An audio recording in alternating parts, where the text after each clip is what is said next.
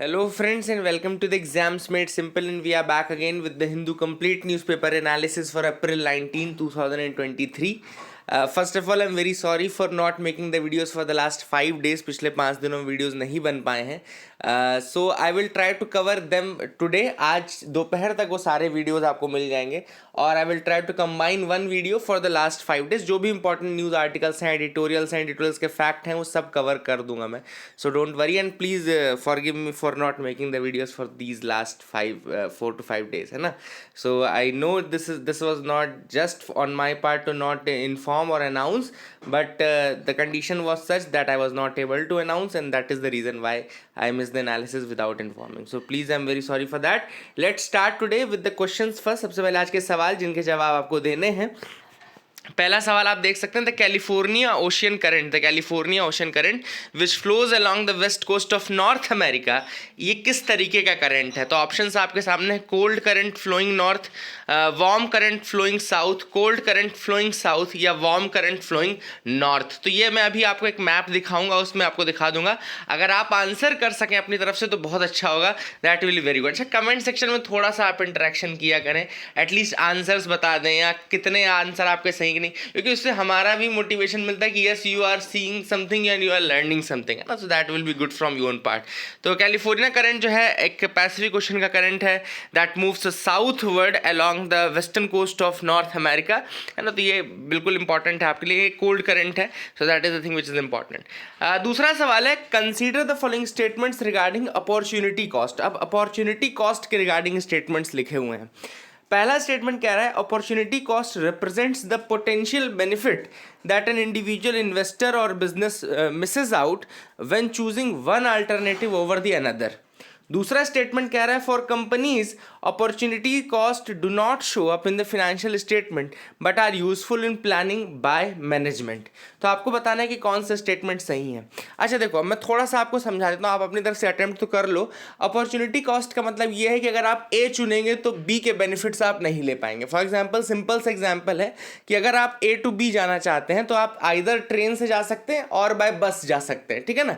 तो यदि आप ट्रेन से जाते हैं तो बस से जाने के बेनिफिट्स आपको नहीं मिलेंगे, और यदि आप बस से जाते हैं तो आपको ट्रेन से जाने के बेनिफिट्स नहीं मिलेंगे. ऐसा तो नहीं है ना कि ए से बी आप ट्रेन से भी जा सकते हैं और बस से भी, दोनों एक साथ जा सकते हैं. नहीं, किसी एक ही से जाएंगे. तो जब भी आप ऐसा कोई ऑप्शन चुनेंगे जब इसका अल्टरनेटिव ऑप्शन रहता है, तो जो अल्टरनेटिव ऑप्शन था जिसको आपने नहीं चुना उसके बेनिफिट्स आप फोरगो कर रहे हैं, ठीक है ना. तो that is actually the opportunity cost. तो यही पहला स्टेटमेंट है, बिल्कुल सही है. दूसरा स्टेटमेंट भी सही है कि फाइनेंशियल स्टेटमेंट में जो एनुअल फाइनेंशियल स्टेटमेंट आता है कंपनी का, उसमें इसका जिक्र नहीं रहता है. लेकिन जब आप कोई चीज़ प्लान कर रहे होते हैं तो आप सारे अल्टरनेटिव्स को जोड़ घटाना गुणा भाग करते हैं, और वहाँ पे प्लानिंग में ये बहुत ज़्यादा काम आता है. तो इसका आंसर होगा सी, बोथ 1 and 2. तीसरा सवाल है, the first 5-year plan mainly focused on the development of. First 5-year plan में सबसे अधिक किसके बारे में फोकस किया गया था. Options are A heavy industries, B consumer goods, C primary sector and D vocational education. तो the correct answer for this is C, primary sector. बहुत ईजी सवाल है. पहले 5-year प्लान में प्राइमरी सेक्टर्स को किया गया था, बल्कि सेकेंड 5-year प्लान में हैवी इंडस्ट्रीज की तरफ जाया गया था, है ना. तो ये आपको याद रखना कि सेकेंड जो प्लान था वो महालनोबिस फार्मूला पे बेस्ड था, थोड़ा सोशलिज्म बेस्ड था वो, है ना. एंड फर्स्ट 5 प्लान था वो हैरेड डोमर मॉडल पे बेस्ड था. रशियन थे हैरेड डोमर, उनके मॉडल पे बेस्ड था फर्स्ट 5-year प्लान. तो ये 3 चीज़ें आपको बता दूं. Now let's see a map today, map for the ocean current. जैसा कि मैंने आपको बताया था कि मैं आपको दिखा दूंगा एक मैप. तो यहाँ पे अगर आप ओशन करंट का ये मैप देखें तो इसमें जो ब्लू से हैं वो कोल्ड ओशन करंट्स हैं, एंड जो हॉट हैं वो रेड से मेंशन्ड है. तो जैसा कि आप यहाँ देख पा रहे हैं, ये आपका अमेरिका में जो इधर कैलिफोर्निया साइड है, तो वहाँ पे कैलिफोर्निया करंट एक साउथवर्ड आता हुआ कोल्ड करंट है ना. तो कोल्ड करंट साउथवर्ड की तरफ कैलिफोर्निया करंट है. उसी तरीके से नदर्न हेमिस्फीयर में एक लेब्राडोर करंट, ये आपका कनाडा और इधर अमेरिका कनाडा वाले पार्ट में ही आता है, लेकिन ये इधर ईस्टर्न मार्जिन पे आता है. तो ये आपको लेब्राडोर करंट याद रख सकते हैं. देन ईस्ट ग्रीनलैंडियन करंट, ये भी एक कोल्ड करंट है. देन यहाँ पे कैनरी करंट बहुत फेमस है अफ्रीका के ऊपर. कैनरी करंट जो इधर गोल्ड कोस्ट और ये वाला रीजन इसके ऊपर आता है, कैनरी करंट. तो ये इंपॉर्टेंट है. एंड देन यहाँ पर आपका जापान वाले पार्ट में एक ओयाशियो करंट है, ये भी कोल्ड है, ओयाशियो करंट, ठीक है. तो ये भी आप याद रख सकते हैं. अच्छा, अब यहाँ पे ऊपर जाने वाले देखो, यहाँ पे पे अलास्का करंट है, ये वार्म करंट है। गल्फ स्ट्रीम बहुत फेमस वार्म करंट है। नॉर्वेजियन करंट वार्म करंट है। यहाँ पे ओयाशियो की जगह कुरोशियो करंट भी एक वार्म करंट है, तो ये भी आप याद रख सकते हैं। सदर्न हेमिस्फीयर में हम देखेंगे तो यहाँ पे पेरूवियन करंट एक कोल्ड करंट है, बेंगुएला करंट कोल्ड करंट है, western Australian current cold current है। Peruvian, Benguela and western Australian current, ये सारे क्या है, कोल्ड करंट है। एंड यहाँ पे ब्राजीलियन करंट है, ये आपका मोजाम्बिक करंट है, अगुल्हास करंट है, ईस्टर्न ऑस्ट्रेलियन करंट है, ये आपके वार्म करंट्स हैं। तो ये आप पूरा मैप याद रखिएगा, इसमें से कोई भी क्वेश्चन आ सकता है यूपीएससी में भी, तो इसके लिए तैयार रहेगा। I hope you will remember all these facts. Move करते हैं आगे। फ्रंट पेज की न्यूज है सेम सेक्स यूनियन के ऊपर। सुप्रीम कोर्ट ने कहा है if they can arrange same sex in the special marriage act और if they can make the special marriage act gender neutral or not. तो अब सुप्रीम कोर्ट ये पॉसिबिलिटी देख रहा है कि क्या स्पेशल मैरिजेस एक्ट को, अभी जैसे वो सेक्युलर एक एक्ट माना जाता है क्योंकि इसमें किसी भी धर्म के व्यक्ति के साथ शादी करनी है तो स्पेशल मैरिज एक्ट के अंतर्गत होती है। I will tell you the details. But अब इसको देखा जा रहा है कि क्या इसको जेंडर न्यूट्रल भी किया जा सकता है कि नहीं। रिलीजन न्यूट्रल तो है, लेकिन क्या जेंडर न्यूट्रल किया जा सकता है कि नहीं, उसके बारे में। बट सुप्रीम कोर्ट में जो चीफ जस्टिस है हमारे, जस्टिस डी.वाई. चंद्रचूड़ जी, ऑनरेबल जस्टिस, तो उन्होंने कल बहुत सारी चीज़ें बोली, उसके बारे में आपको थोड़ा सा बता दूं। तो उन्होंने कहा कि there is no absolute concept of a man or an absolute concept of a woman at all. A man or a woman is not a definition of what their genitals are. It is far more complex. Even when the Special Marriage Act says man and woman, the very notion of a man and woman is not an absolute on what genitals you have. तो justice D.Y.. Chandrachud ने कहा कि ये genitals के ऊपर based नहीं कि कौन मैन है कौन वुमेन है, it's a very far more complex concept than that. तो इसी के ऊपर उन्होंने डिस्कस किया है। एंड सेंटर का जो आर्ग्यूमेंट था, सेंटर ने कहा था कि क्या 5 इंडिविजुअल्स बैठ करके ये डिटरमाइन कर सकते हैं नेशन की पॉलिसीज़ को। Now this is a very important argument given by the centre as well. तो क्योंकि सेंटर और जुडिशरी एक तरीके से कॉन्फ्लिक्ट में आ गई है सामने, है ना, क्योंकि सेंटर का कहना है कि 5 जेंटलमैन जो कोट सूट पैंट पहन के वहाँ बैठे हुए हैं, they can not determine for the entire nation कि उनको कहाँ क्या चाहिए क्या नहीं चाहिए। But Supreme Court said yes we can. उन्होंने कहा हाँ हम डिटरमाइन कर सकते हैं क्योंकि आप अपना काम ढंग से नहीं कर रहे हैं। If you are not doing your job well then we will have and you will have to cooperate with us in that also. तो यहाँ पे सुप्रीम कोर्ट ने बहुत क्लियर शब्दों में कहा कि न केवल हम डिटरमाइन कर सकते हैं बल्कि आप हमारे साथ कोऑपरेट भी करेंगे इन दैट, ठीक है ना।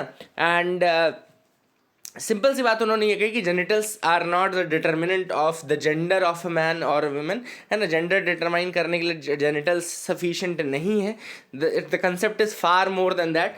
And the court said that it was proceeding on an incremental canvas in the case. Incremental changes in ensures of societal ramification is better course to take. उन्होंने कहा कि इंक्रीमेंटल इश्यूज हम लेते रहेंगे, मतलब चेंजेस करते रहेंगे इश्यूज में, अलग अलग इश्यूज लेंगे ताकि उसके सोसाइटल रेमिफिकेशंस हमको पता चल पाएँ और क्या हमको स्टेप लेना है वो हम डिटरमाइन कर पाएंगे और एग्जामाइन करेंगे स्पेशल मैरिजेस एक्ट को, क्या क्या उसको इंटरप्रेट किया जा सकता है in a manner to make it gender neutral. Special marriages act के बारे में थोड़ा सा आपको बता दूं। स्पेशल मैरिज एक्ट 1954 का एक्ट है। It is a law that provides a legal framework for the marriage to of people belonging to different religion और कास्ट। तो ये अभी तक जो प्रेजेंटली इसका नेचर है वो ये है कि यहाँ पे अलग अलग कास्ट और अलग अलग रिलीजन के जो लोग हैं वो शादी जब करते हैं तो स्पेशल मैरिज एक्ट 1954 के अंतर्गत होता है। And it governs a civil marriage when the state sanction the marriage rather than the religion, है ना। The Indian system way both civil and religious marriage are recognised is similar to the laws in UK marriage act. हमारा law UK के marriage act के जैसा ही है क्योंकि हमारे यहाँ सिविल एंड रिलीजियस मैरिजेस जो हैं वो रिकॉग्नाइज होती हैं, हमारे यहाँ भी कोर्ट मैरिजेस होते हैं, सारी चीज़ें हैं। एप्लीकेबिलिटी अगर हम स्पेशल मैरिज एक्ट की बात करें तो स्पेशल मैरिज एक्ट एक्सटेंड करता है to the people of all faiths including Hindu, Muslim, Sikh, Christian, Jains and Buddhist, है ना, सभी को करता है। एंड मैरिज का रिकॉग्निशन भी होता है। The acts provide for the recognition of marriages which gives legal recognition to the marriage and provides a number of legal benefits also. तो पूरे लीगल बेनिफिट्स में मिलते हैं। फिर जो कपल रहता है और उनकी मैरिज भी रिकॉग्नाइज की जाती है ना। इनहेरिटेंस राइट, सक्सेशन राइट्स, ये सारे राइट्स भी रिकॉग्नाइज रहते हैं, ठीक है ना। It forbids polygamy, special marriage act forbid करता है पॉलीगैमी को, and declares a marriage null and void if either party had a spouse living at the time of marriage, है ना। तो ये पॉलीगैमी को अलाउ नहीं करती है स्पेशल मैरिज एक्ट, ये भी आपको याद रखना है। एंड इसके अलावा सेक्शन 5 है एक्ट का, जो कि स्पेसिफाई करता है that parties must give a written notice to the marriage officer of the district and that at least one party must have lived in the district for at least 30 days immediately before the date of such notification. तो कम से कम 30 दिन आपको वहाँ पर रहना है दोनों में से किसी एक कोर्ट सिटी में, और उसके बाद कम से कम आपको एक नोटिस देनी है ना, to the marriage officer. And section 7 कहता है act allows any person to object the marriage before the expiration of 30 days from the date of notice publication. तो नोटिस पब्लिकेशन के 30 दिन के अंदर कोई भी व्यक्ति अगर चाहे तो उसको ऑब्जेक्शन अपना दे सकता है कि क्या ऑब्जेक्शन है इस मैरिज से, तो that is a thing also.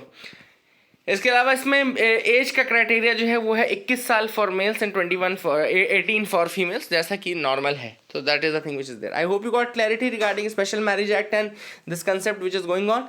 India Russia agree to deepen trade and economic relations. तो अब इंडिया रशिया की मीटिंग हुई थी, हाई लेवल मीटिंग हुई थी, जिसमें उन्होंने कहा कि भैया हम ट्रेड बढ़ाएंगे अपना, है ना, ऑलरेडी इकोनॉमिक रिलेशंस को डीपन करेंगे। हालांकि डिफेंस के रिलेशंस तो बहुत ज़्यादा तेज है हमारे, और अभी रशिया यूक्रेन के वॉर के समय जो हम ऑयल परचेज कर रहे हैं रशिया से, वो भी काफ़ी अच्छा इनिशिएटिव है इंडिया की तरफ से, क्योंकि इंडिया ने अपनी पॉलिसी को फ्री रखा है एटलीस्ट फॉर दैट मैटर। तो ये सारी चीज़ें अच्छी हैं, but now we need to deepen trade and economic relations further, this is what is being said. अच्छा, 2 कमिटीज़ हैं, मैं उनके बारे में आपको बता दूं। There are 2 committees, inter governmental committees which are working India and Russia के बीच में। एक है IRIGC टेक, जिसको बोलते हैं inter governmental commission on trade, economic, scientific, technological and cultural cooperation. जो IRIGC टेक जो है, inter governmental commission on trade, economic, scientific, technological and cultural cooperation, and दूसरी है IRIGC MTC, मतलब कि जो इंटर गवर्नमेंटल कमीशन है on military technical cooperation, military technical cooperation. तो एक तो मिलिट्री टेक्निकल कोऑपरेशन है और एक आपका economic, scientific, technological and cultural cooperation है। तो इन दोनों की एक कमीशन बनाई गई है। यहाँ पे आप देख सकते हैं IRIGC टेक जो है, India Russia inter governmental commission on trade, economic, scientific and technological and cultural commission, दूसरा है मिलिट्री कमीशन, ठीक है ना। तो I hope you will remember that as well. India और रशिया के डिफेंस टाइज की अगर मैं बात करूं थोड़ी सी, मैं आपको बता दूं, तो हम दोनों, जैसे इंडिया और रशिया है, एक इंद्र नाम की ट्राई सर्विस एक्सरसाइज करते हैं, joint military programme between India Russia में। ब्रह्मोस आपको पता होगा, ब्रह्मोस में ब्रह्मपुत्रा एंड मॉस्कोवा रिवर के ऊपर ही ये नाम रखा गया है ना। इसके अलावा हमारे पास सुखोई Su-30 MKI प्रोग्राम आपको पता होगा, ये भी हमने रशिया से लिया है, ठीक है ना। देन इसके अलावा हमने KA-226T twin engine utility helicopter लिया था, KA-226, ये भी रशिया से लिया था। इसके अलावा S-400 ट्रायम्फ जो डिफेंस सिस्टम है, S-400 ट्रायम्फ, वो भी हमने रशिया से लिखा। देन कामोव KA-226, ये भी हमने मेक इन इंडिया के अंदर इंडिया में ज़रूर बनाने की कोशिश की, लेकिन रशिया की मदद से ही कर रहे हैं। फिर देन T-90S भीष्म जो हम टैंक ले रहे थे, वो भी रशिया की मदद से ही मिल रहा है। देन इसके अलावा आपको पता होगा कि फॉक्सट्रॉट क्लास का जो सबमरीन था, ये इंडियन नेवी का पहला सबमरीन था, फॉक्सट्रॉट क्लास का, वो रशिया से आया था, ठीक है ना। That is the thing which is important. And INS Vikramaditya जो कि sole aircraft carrier operated by India is also Russian in origin, ये भी इंपॉर्टेंट है, INS विक्रमादित्य का ओरिजिन, ठीक है ना। And India is dependent upon Russia for the nuclear submarine programme as well. इसके अलावा जो कूडनकुलम प्लांट है हमारे यहाँ, है ना, न्यूक्लियर पावर प्लांट कूडनकुलम का, वो भी रशिया के मदद से ही बनाया गया था। तो I hope you will remember all these facts, important है, याद रखिएगा। NIA takes over Kozhikode train arson case. तो कोझिकोड में बहुत ही अनफॉर्चुनेट इवेंट हुआ, जो कोझिकोड ट्रेन आर्सन, जिसमें आग लगा दी गई थी एक व्यक्ति के द्वारा। तो अब वो केस जो है NIA ने हैंड ओवर कर लिया अपने ऊपर, NIA ने टेक ओवर कर लिया है। अब आप सबको पता होगा कि अभी रिसेंटली बहुत सारे अमेंडमेंट्स किए गए थे। एक तो UAPA के अंतर्गत बहुत सारी पावर्स दे दी गई थी NIA, यानी कि नेशनल इन्वेस्टिगेशन एजेंसी को। NIA आप सबको पता होगा कि NIA की बनाया गया था 2008 में, आफ्टर द मुंबई अटैक, है ना। नेशनल इन्वेस्टिगेशन एजेंसी के रूप में मुंबई अटैक के बाद 2008 में एनआईए को बनाया गया था। एनआईए एक्ट आया था उस समय, है ना। तो स्टैट्यूटरी उसके प्रोविजंस हैं, और अभी हाल फिलहाल में रिसेंटली बहुत ज़्यादा पावर इसको यूएपी यानी कि अनलॉफुल एक्टिविटीज़ प्रिवेंशन एक्ट के अंतर्गत इसको दे दी गई। जैसे कि किसी व्यक्ति को गवर्नमेंट के पास पावर है कि किसी इंडिविजुअल को वो टेररिस्ट घोषित कर सकती है, और इसमें एनआईए को पावर दे दी गई कि एनआईए के जो ऑफिसर रहेंगे वो इन्वेस्टिगेट कर सकते हैं केसेस को, और उसमें वो फास्ट ट्रैक कोर्ट्स बना सकते हैं एनआईए। देन इसके अलावा मतलब एनआईए सीजर ऑफ प्रॉपर्टी कर सकता है। बहुत सारी चीज़ें हैं जो एनआईए के पास हैं इस समय, है ना। तो आप याद रखिएगा। अच्छा, ये यहाँ पे सेक्शन 16 लिखा है यूएपीए का, 1967 का एक्ट है, अनलॉफुल एक्टिविटीज़ प्रिवेंशन एक्ट 1967 का एक्ट है। तो इसका सेक्शन 16 जो है वो डील करता है टेररिस्ट से, लिखा है पनिशमेंट फॉर टेररिस्ट एक्ट्स, है ना। तो इस इंडिविजुअल को अब टेररिस्ट एक्ट के अंतर्गत ही पकड़ा जा रहा है, और that is the thing which is going on. I hope you got clarity regarding that. आगे मूव करते हैं, न्यूज़ एनालिसिस पार्ट में आते हैं, देखते हैं और क्या इंपॉर्टेंट न्यूज़ आर्टिकल है। अगली न्यूज़ है, ISRO plans to launch TeLEOS 2 on April 22। तो इसरो ने प्लानिंग की है कि वो लॉन्च करेंगे टेलियोस 2 अप्रैल 22 को। तो ISRO Indian Space Research Organisation, हम सब जानते हैं। टेलियोस 2 कहाँ की सैटेलाइट है, तो ये सिंगापुर की सैटेलाइट है, याद रखेगा। और ये लॉन्च किया जाएगा सतीश धवन स्पेस सेंटर श्रीहरिकोटा से, and the launch will be carried out by PSLV, हमारा PSLV जो पोलर सैटेलाइट लॉन्च व्हीकल है उसके थ्रू लॉन्च किया जाएगा, and it will be 55th mission of PSLV। And teleost 2 जो है एक अर्थ ऑब्जर्वेशन सैटेलाइट है जिसको सिंगापुर ने डेवलप किया है, उन्हीं की सैटेलाइट है। एंड इसरो ने हालांकि टेलियोस 1 भी लॉन्च किया था 2015 में, which was the first Singapore commercial earth observation satellite. Teleost 1 पहली सिंगापुर की कमर्शियल अर्थ ऑब्जर्वेशन सैटेलाइट थी। इसको लॉन्च किया गया था लोअर अर्थ ऑर्बिट में फॉर रिमोट सेंसिंग एप्लीकेशंस। इसको रिमोट सेंसिंग एप्लीकेशंस के लिए रिलीज किया गया था। And ISRO has so far launch 9 satellites belonging to Singapore. तो ये कोई पहला दूसरा मिशन नहीं है, ये 9th सैटेलाइट है सिंगापुर की जो कि लॉन्च की जा रही है। एंड PSLV C55 जो है ये इसरो का 3rd लॉन्च रहेगा इस साल, and that is the thing which is important. ISRO का PSLV से पहला जो लॉन्च था आई थिंक 1994 में हुआ था, और उसके बाद हमने पीछे मुड़ के नहीं देखा है, बहुत सारे मिशन किए हैं। 55 अब समझ सकते हैं आपकी 55 सही हो चुके हैं, तब यू कैन सी दैट। आगे मूव करते हैं, देखते हैं और क्या इंपॉर्टेंट न्यूज़ आर्टिकल्स है। तो यहाँ पे हम आते हैं एडिटोरियल पार्ट में। एक एडिटोरियल बस आपको आज पढ़ना है, उसमें भी a judgment that upholds the constitution. यहाँ पे जुडिशरी की तारीफ की गई कि किस तरीके से जुडिशरी ने इतनी ज़्यादा मेजॉरिटी वाली गवर्नमेंट को रेजिस्ट किया था, और वो केस था द वन मीडिया केस, है ना। आप सबको पता होगा कि मीडिया वन जो केस था, मीडिया वन केस केरला की एक मतलब न्यूज़ कंपनी थी जिसके ऊपर बैन लगा दिया था गवर्नमेंट ने, और ये कहा था कि नाउ यू आर मतलब acting against the nation and for the unity integrity और for the national interest we are banning you, है ना। लेकिन वहाँ पे वो बैन हटाया गया, वो रिस्ट्रिक्शंस हटाए गए सुप्रीम कोर्ट के द्वारा in the famous media one trial, है ना। मीडिया वन केस जो था, यहाँ पे है Madhyamam broadcasting limited media one headquarters versus union of India and others case. ये केस क्या है, Madhyamam broadcasting limited media one headquarters versus the union of India case. And ये इंपॉर्टेंट चीज़ है यहाँ पे, it is a landmark judgment as per the author, because it is the judgment that upholds freedom of expression, and it was basically judicial fiat against the sealed cover mall practice.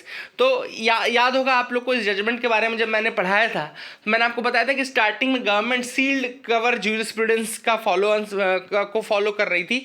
मतलब कि वो चीज़ें sealed cover jurisprudence में आती हैं जो चीज़ें आप ओपन डोमेन में या पब्लिक डोमेन में नहीं रख सकते हो, तो फिर वो कोर्ट में क्या करते हैं, कई बार सील्ड कवर उसमें देते हैं, और जो कोर्ट रहता है वो भी उस चीज़ को ओपन नहीं करती। बट सुप्रीम कोर्ट ने काफ़ी स्ट्रॉन्ग टर्म्स में ये चीज़ कहा है कि देखो sealed cover jurisprudence until and unless बहुत उसके अलावा कोई चॉइस ना रह जाए तब तक आपको फॉलो नहीं करना है ना। तो सिंपल सी बात है, सुप्रीम कोर्ट जो है वो क्लियरली इसके फेवर में नहीं थी, और फाइनली फाइनली उन्होंने ये अपहोल्ड भी किया और उसका जो सैंक्शंस थे उसके ऊपर, मीडिया वन के ऊपर, उसको रिमूव किया, है ना। And it also endorses the citizens right to question the state by distinguishing the government from the nation, है ना।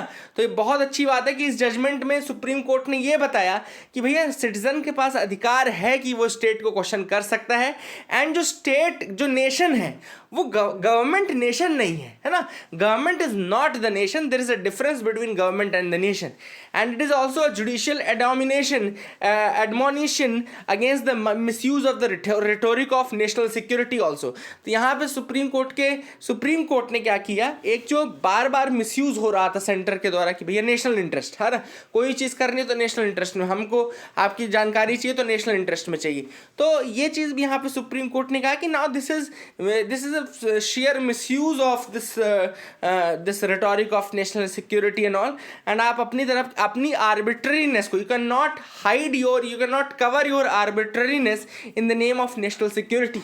This is what the author is saying, कि the government cannot hide their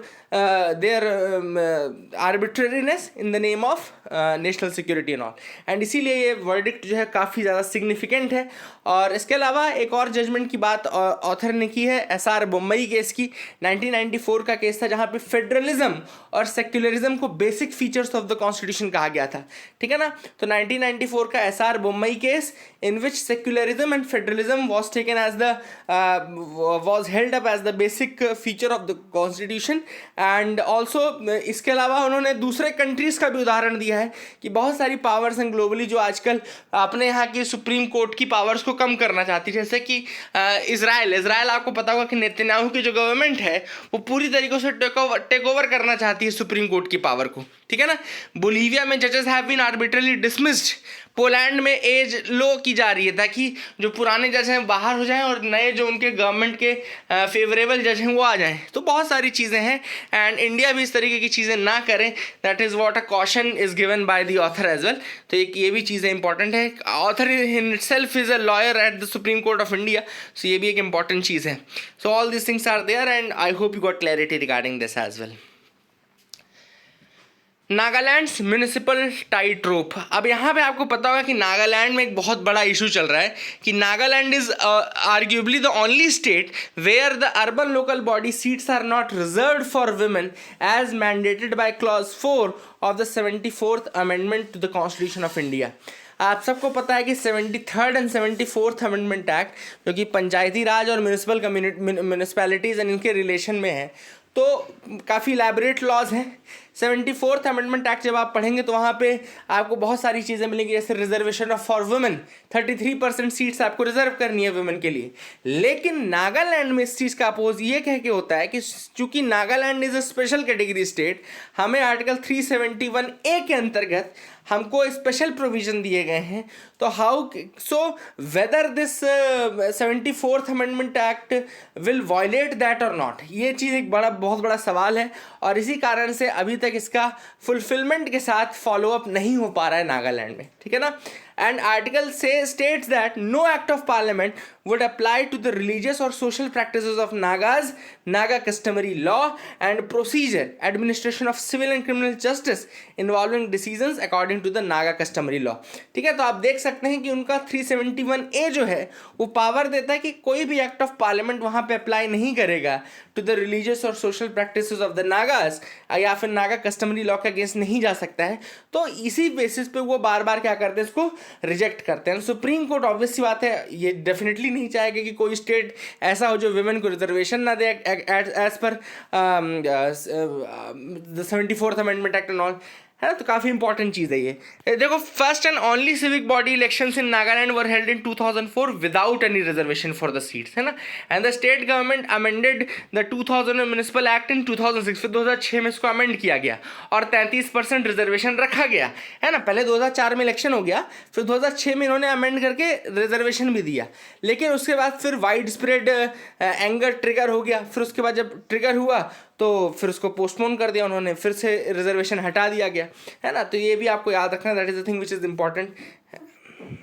तो अगर आप पूछे मुझसे कि रिजर्वेशन का सर मेंशन कहाँ पर है, तो ये आप देख सकते हैं म्यूनिसिपैलिटीज़ के लिए जो रिजर्वेशन का मेंशन है वो आर्टिकल 243T के अंतर्गत मेंशन है। देखो 243T रिजर्वेशन ऑफ सीट्स, तो इसमें शेड्यूल्ड कास्ट शेड्यूल्ड ट्राइब्स का भी है। और जो सेकंड क्लॉज है वो देखो, not less than 1/3 of the total number of seats reserved under clause 1 shall be reserved for the women belonging to the scheduled caste and scheduled tribe. तो ये शेड्यूल्ड कास्ट शेड्यूल्ड ट्राइब के लिए है। ये seats का भी 243T के अंतर्गत मेंशन्ड है। I hope you will remember that as well. आगे मूव करते हैं, देखते हैं और क्या इंपॉर्टेंट था इस आर्टिकल में। तो ये चीज़ तो यहाँ पे हो गई है। तो अब ये जो इशू चल रहा है वो ये है कि क्या ये मतलब वायलेट करता है कि नहीं। लेकिन सुप्रीम कोर्ट ने, हालांकि April 17 the supreme Court pulled up the Nagaland government for adopting an ingenious method of repealing the municipal act to evade the undertaking given to the court for holding the polls. तो एक तरीके से court Nagaland क्या कर रहा है, they are doing the contempt of court, क्योंकि Supreme court ने ऑलरेडी कह दिया है कि आपको करना पड़ेगा, रिजर्वेशन आपको प्रोवाइड करना पड़ेगा, ठीक है ना। तो that is the thing which is important. I hope you remember that. Latest developments in Yemen. तो येमेन में ऑलरेडी आपको सब पता चल रहा है कि हाउदी रेबल्स हैं, है ना। 2-3 टर्म येमेन जब आएगा तो याद रखेगा। एक तो येमेन जो है बॉर्डर शेयर करता है कौन सी कंट्रीज के साथ, तो आपको पता है सऊदी अरेबिया के साथ शेयर करता है, ओमान के साथ शेयर करता है। These are I think the 2 countries जिनके साथ वो बॉर्डर शेयर करता है। वहाँ पर हाउदी रेबल्स हैं। हाउदीज को कौन हेल्प कर रहा था, तो हाउदीज को हेल्प कर रहा था ईरान। बट अभी ईरान और सऊदी अरेबिया की दोस्ती जब तगड़ी हुई है तो सऊदी अरेबिया अब येमेन में शायद वॉर को ख़त्म करना चाहता है। That is the thing which is important. और जो वॉर वाली जो पार्टीज़ हैं, इन्होंने स्टॉकहोम एग्रीमेंट साइन किया था 2018 में। तो अब ये भी याद रखिएगा, एक फैक्ट अपने इस नोट्स में ऐड कर लीजिए कि येमेन की जो वॉरिंग पार्टीज़ है, वॉरिंग पार्टी मतलब जो वॉर में है पार्टीज़, उन्होंने 2018 में ऑलरेडी एक एग्रीमेंट साइन किया हुआ है जिसका नाम है Stockholm agreement. And the Stockholm agreement में उन्होंने एक कमिट किया था कि वो कन्फ्लिक्ट रिलेटेड जो डिटेनीज़ हैं, कन्फ्लिक्ट रिलेटेड डिटेनीज़ उनको फ्री करेंगे, है ना। They will free up the conflict related detainees, है ना। तो ये भी आप याद रखिएगा। एंड यूएन के अकॉर्डिंग येमेन जो है it is the largest humanitarian crisis in the world. UN के अकॉर्डिंग येमेन जो है it is the largest humanitarian crisis in the world. 80% of its population dependent on aid and protection, है ना। 2011 में ये war शुरू हुआ था जब अरब स्प्रिंग ये सब चालू हुआ था। Deadline for Aadhaar based payment under MNREGA extended till June 30। तो अब यहाँ पे एक इशू चल रहा है कि मनरेगा की जो पेमेंट है वो आधार इनेबल्ड की जा रही है ना। और अभी तक केवल 80% पॉपुलेशन जो है, जो कि मनरेगा वर्कर्स हैं, वो इसके होल्ड में आ चुके हैं, लेकिन 20% अभी भी बचे हुए हैं, है ना। और एक कुछ जैसे ग्रुप्स हैं, सिविल सोसाइटीज़ हैं regarding MNREGA workers and all, वो इसको रजिस्ट कर रहे हैं क्योंकि उनका ये कहना है कि ये बहुत सारा टेक्नोलॉजिकल वो चीज़ें हैं, इनोवेशंस हैं, and this technology are not known to these workers and all. ये एक इशू है जो कि चल रहा है ना। दूसरा इशू ये चल रहा है कि उनका ये कहना है कि जो KYC होता है वो बहुत कम्बरसम प्रोसेस होती है, क्योंकि इसमें आपको एक तो बैंक अकाउंट होना चाहिए, फिर वो बैंक अकाउंट आपका NPCI national payment corporation of India के साथ मर्ज होना चाहिए, फिर आपको उसमें KYC होनी चाहिए। This is what the logic is given, है ना। मैं ये नहीं बोल रहा हूँ कि ये सच है कि गलत है, कितना कम्बरसम है, कितना ईजी है, but this is what the logic has been given. देखो आप देख सकते हैं, for the Aadhaar based option to work, not only the workers must have a job card and bank account, and that also be seeded with Aadhaar. Then account number has also to be connected with National Payments Corporation of India. This connection, known as mapping, can be very cumbersome because it requires meeting stringent KYC requirements, resolving possible inconsistencies between the Aadhaar database and bank account. तो ये कहा जाता है gene dredge के द्वारा। And यही सारी चीज़ें हैं जो कि इशूज़ हैं, और गवर्नमेंट जो है that is making this payment Aadhaar enabled now, है ना, ताकि सारी पेमेंट्स को ट्रैक किया जा सके। That's a good move, that's not a bad move at all. आगे मूव करते हैं। यहाँ पे caught between big powers, Nepal struggles to find a balance in policy. तो सिंपल सी बात है, नेपाल फंस गया है 3 पावर्स के बीच में, इंडिया, चाइना एंड अब अमेरिका भी। अमेरिका क्यों, मैं आपको बता दूं, क्योंकि अमेरिका ने एक चैलेंज कॉरपोरेशन नेपाल कॉम्पैक्ट बनाया है। याद रखिएगा, millennium challenge corporation Nepal compact. अगर आपसे कोई पूछे कि millennium challenge corporation Nepal compact क्या है, तो अभी रिसेंटली यूएस ने कहा है कि नेपाल को हम सेलेक्ट कर रहे हैं for the millennium corporation challenge Nepal compact के लिए, और इसमें हम उनको पैसे देंगे तो US will provide $500 million in grants. और क्यों देंगे to build electricity transmission lines and to improve roads in the Himalayan country. तो यहाँ पे इलेक्ट्रिसिटी ट्रांसमिशन लाइंस और रोड्स को इम्प्रूव करने के लिए $500 मिलियन देगी। कौन देगी? यूएस देगी, under the millennium challenge corporation Nepal compact. ठीक है ना, तो आप याद रखिएगा इसको। और इंडिया और चाइना का इशू आपको पता ही है कि नेपाल को हम अपनी तरफ करना चाहते हैं, बट चाइना अपनी तरफ करना चाहता है, और इसी के बीच में फंसा है आपका Nepal.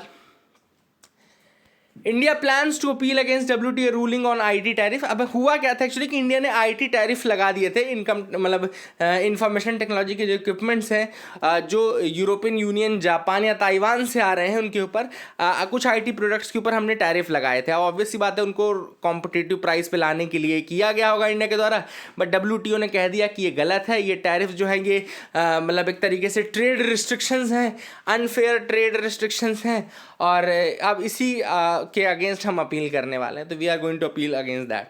Tim Cook opens first Apple first store in Mumbai. तो एप्पल का पहला स्टोर जो है रिटेल स्टोर वो मुंबई में खुला है, बांद्रा कुर्ला कॉम्प्लेक्स में, और दूसरा अभी साकेत में खुलने वाला है 20 अप्रैल को। तो that is the thing which is going on.